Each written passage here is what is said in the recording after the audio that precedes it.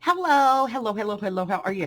Welcome to Beema's Crafty Corner. I am Beema, better known as Els, and I'm going to share this project with you today. I know it's kind of glary, right?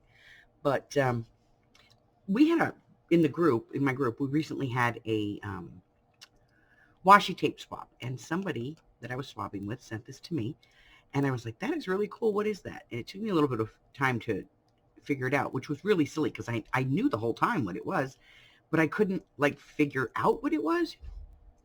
But this is a special tape, and we'll talk a little bit about it later, but it's very tacky on the back. And this one, I actually sprayed this with a glimmer spray, a colored glimmer spray, because I wanted to see, what it would do. And it is there. It just doesn't come up on camera, but it has a kind of this purple iridescence to the back of it. So I'm going to show you how to do this real quick. Unfortunately, this is about the width you're going to be able to get it, okay? So the good news is that you can make two pieces at the same time. I am going to get my supplies together, and I will be right back. Alrighty, let's talk about some supplies here. So the first thing we're going to want is some embossing folders. I don't think it really matters. So far, I haven't had any problems. I don't really think that it matters what the theme of the embossing or how busy it is or anything, but just some embossing folders. And you'll be able to pretty much do like two pieces of this on each, at a time. You are going to want a pair of scissors, not your good paper scissors, but a pair, that's like general purpose, okay? You're going to want like Texture Boutique or your embossing machine if that's what you have, or your die cutting machine, and you're going to want a roll of this. This is multi-purpose foil tape, General Metal Repairs. When I priced this, and you can get it at Dollar Tree, the roll is significantly smaller. It's only 3 yards. This one is 50 yards, okay?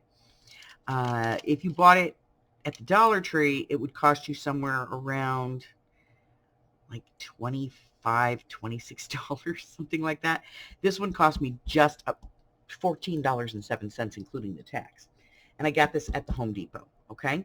Let's take a look at it. Isn't that some stuff? So there's usually a little place right here. It looks like it's kind of clipped down. Just tear through that, and it's paper, but just tear through it and you'll get to the tape, okay? And then we're going to go ahead and take a piece of this off. And this is why we want scissors that we don't care about, because this is like a foil, like a thin metal foil. You don't want to ruin your scissors, okay? So we're going to cut a few pieces because we're going to try a couple of different patterns here. I have one that's very spread out. I have one that's like spread out, but it has a good image, cool image on it. And then I have one that is very dense, okay? So I'm going to get the machine up here, and we're going to run these, and I'll be right back.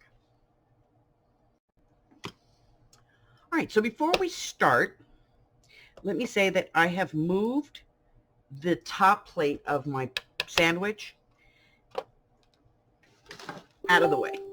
So this green top plate, plate number 2, get rid of it. You only want plate number 1 on there. And we're going to go ahead and put this one in. Now, when you put this in, you want to put the back side of it on the raised portion. When you feel this, it's raised. You want to put the back side of the tape to the raised. That's because this is the part that's going to give us that impression, okay? So we got that one. We have this one, which is like some clock gears and stuff. We're going to use this one. By the way, I also want to note that this one's from Temu. This guy is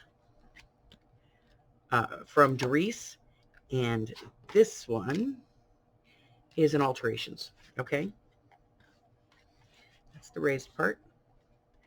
Paper down to the raised part. This is the indented part. So what we're going to do is we're going to start running these. We're going to run the cheap one first. So you put this in just like you normally would, and then you put your top plate on, and we're going to give it a roll. Doesn't seem to be... Oh, I forgot a plate. Okay, so we have one plate. See, sometimes I do things funny. So now we have a plate on top, a plate underneath it, on our base, on a plate, slot, a shim number 1, and our embossing folder.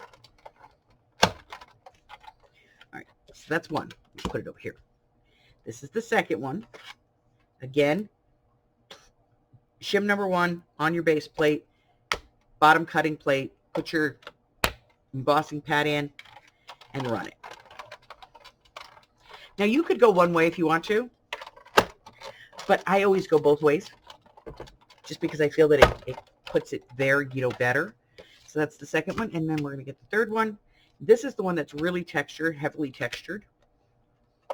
And it's from Alterations.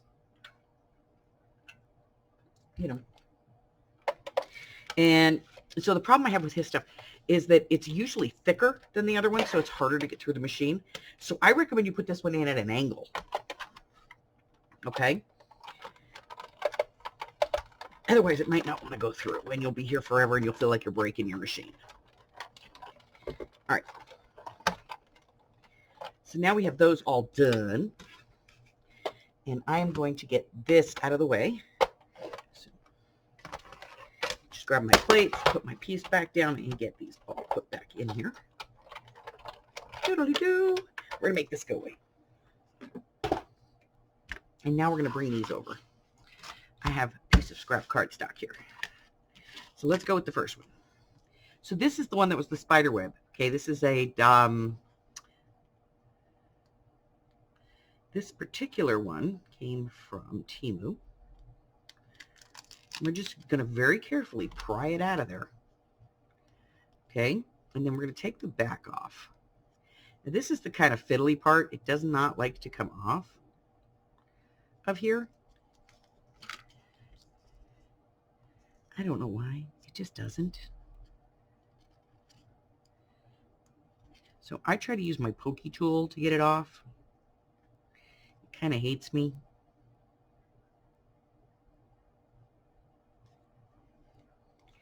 Once you get that corner, though, you've got it. Now we're going to cut this in half because we don't need to, do the whole thing on here. Save that piece. So what we do is we peel off the backing. And then we place this down. Try not to rub it too hard because it will lay flat over time. So be a little cautious of that when you're putting it down. But that's what that looks like. And that's the cheap one. Now we're going to do a Derice, which is probably the most common one.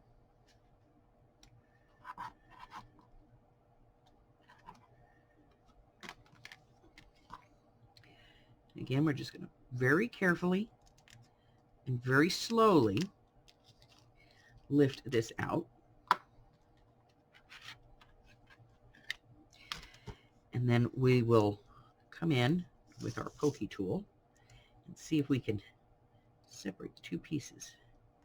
And usually if you just kind of put your pokey tool in there a little bit shallow, you can tend to flick that up. There we go.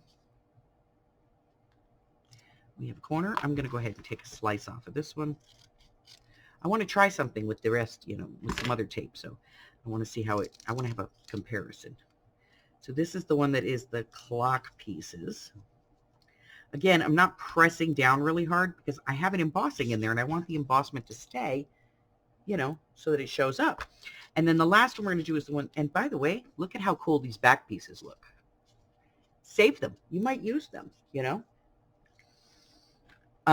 This is the Tim Holtz one, and it's extremely detailed. So I want to see how this one works. So I'm going to go ahead and just cut the bottom piece off here. Move that piece over. And we're just going to see if we can pull up the backing. Now, this one is very detailed. Actually released easier than the other ones did.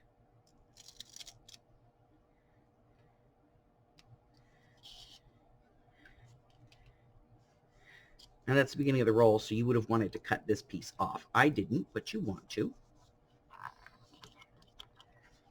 But there's your 3 pieces. So this is the very detailed, heavily embossed one. Sorry about the glare, guys, but it's reflective tape.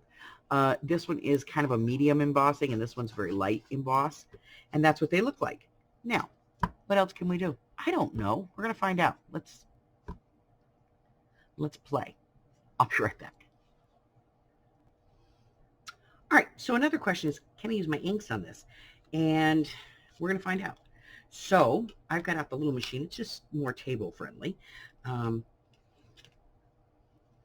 am going to make sure that I put this paper side down on the side that is raised, because this is the indented side.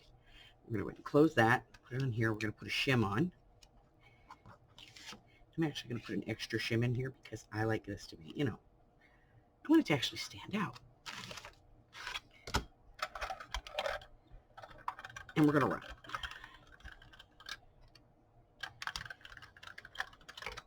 All right, I only ran it one time, but we want to take a look at what we have. So we have a nice raised embossing on there. And what I have here are some distress inks. So let's just get the first one. What is this? Fired brick. Okay, I'm going to use a piece of paper on the back. And I'm not going to pat this. I'm just going to very lightly wipe it, because I want to see if it works,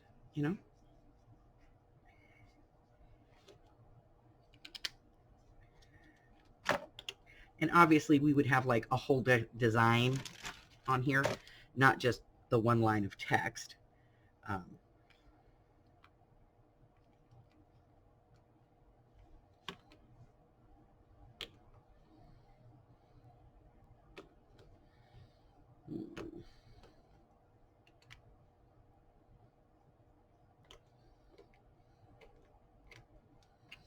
Let me put these away real quick, and we'll get out a different set. I'm looking for another color. I want to see what it looks like on the very, the more heavily embossed stuff. And I'm looking for colors that everybody can see. Let's see. Probably not Wild Honey.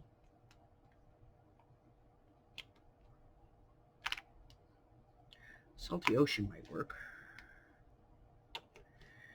That's a muted color.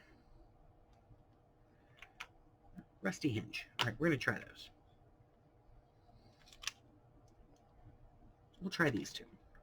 Okay, because that one worked, but it's kind of all over the place. I suppose that if you are familiar with using your liquid inks, alcohol inks on metal, you would be able to better figure this out. But I can't find my inks, so we're winging it. All right, so we're going to bring these over. So we're on this one. We're going to use this blue. And we're just going to very lightly rub it on, because we just really want to get kind of the high points of it.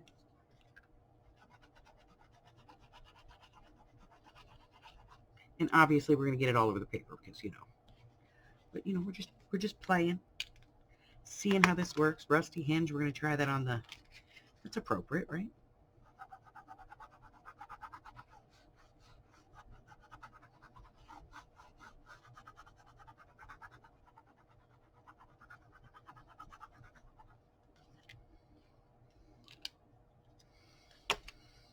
And we're going to use the Wild Honey.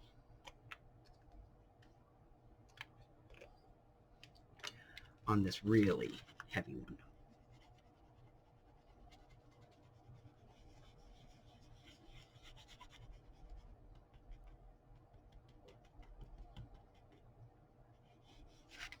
So we're going to see. So yes, you can tell there's blue. You can definitely see the rust on that. And you can see the yellow on there. So you would just let these dry, and it takes a few minutes because it's not a porous substrate. So let it dry for a few minutes. It should work. If you have liquids that you can do the drip, and you are comfortable with working with your alcohol inks on metal, you treat this tape just like metal, okay? So that worked, sort of. All right, so we're going to try this one more time. And this time, we're going to use a full-size folder. I have one page. I have two pieces in here. One is going to be embossed, and the other one is going to be debossed, okay? Just whether or not it pokes up or pops down, you know? So we're going to go ahead and get those in here. I have my number one. I have a regular cutting plate, my embossing folder with the tape inside, and then another plate on the top.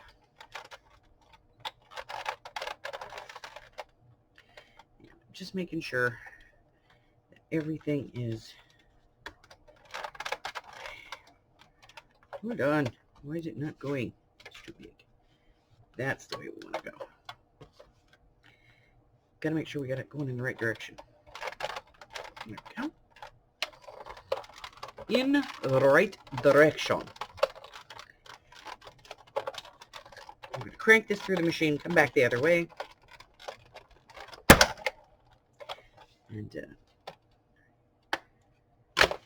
break our knuckle. Grab these out. Two.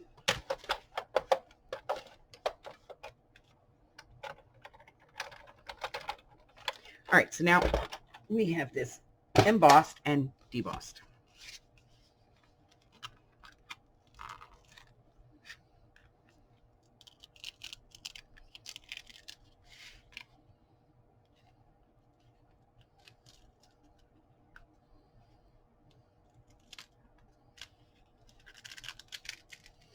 Now this is a very heavy plate, so it really puts that impression in there.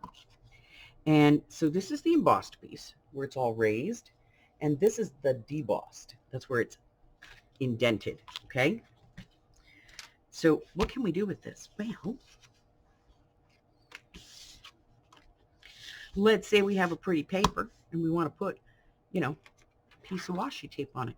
We can put the whole thing on, or we can cut it as wide as we want. Yes, this will cut in your trimmer. But you can use your scissors. And then, of course, we'll peel that backing off.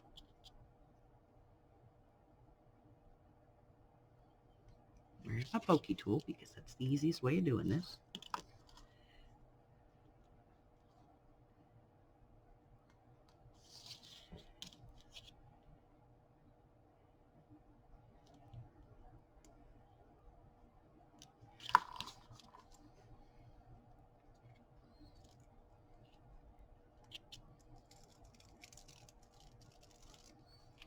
Peel that off, and let's put a little border over here on our page.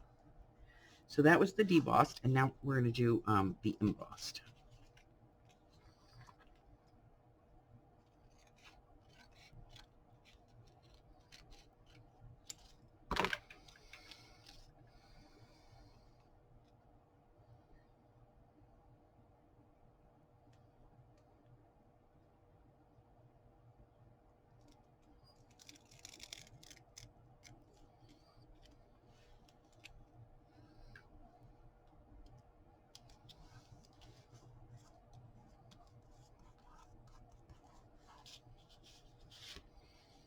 So you can use it like just like regular washi tape, okay? You can add it to a pocket. You can put it on, you know, a page. Now, I did try it with some distressed oxide, and you can get some color on it, but I also used some distressed inks, and it's just like any other color on metal application. It's going to rub off. So I would use your regular alcohol inks, but I would stay away from the distress inks and things like that, because they're not going to set on there. And so anything you put up against this, you know, with any pressure, is going to bleed ink. Let me use this side. It's going to bleed ink. So liquid alcohol inks would probably work, but you test it out and do what you want to do with it. But just keep in mind, be careful of your fingers with this stuff. It is aluminum. It's a thin piece of metal that is just pressed into a tape. So be very careful, okay? But that's it. That's all I have for you today. If you'd like to give this a try, again, the tape is from Home Depot.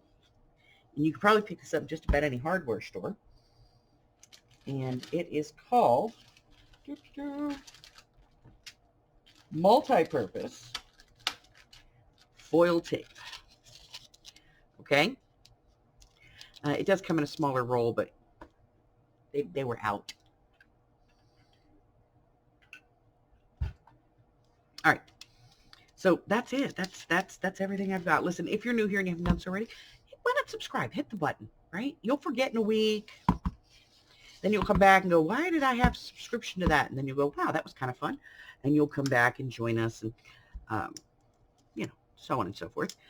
But let's see. If you would like to cyber stalk me, go down to the description below and click on that description link, and it's going to take you to my Instagram, my Etsy shop, my Facebook group, my Patreon, my Ko-Fi, all those places.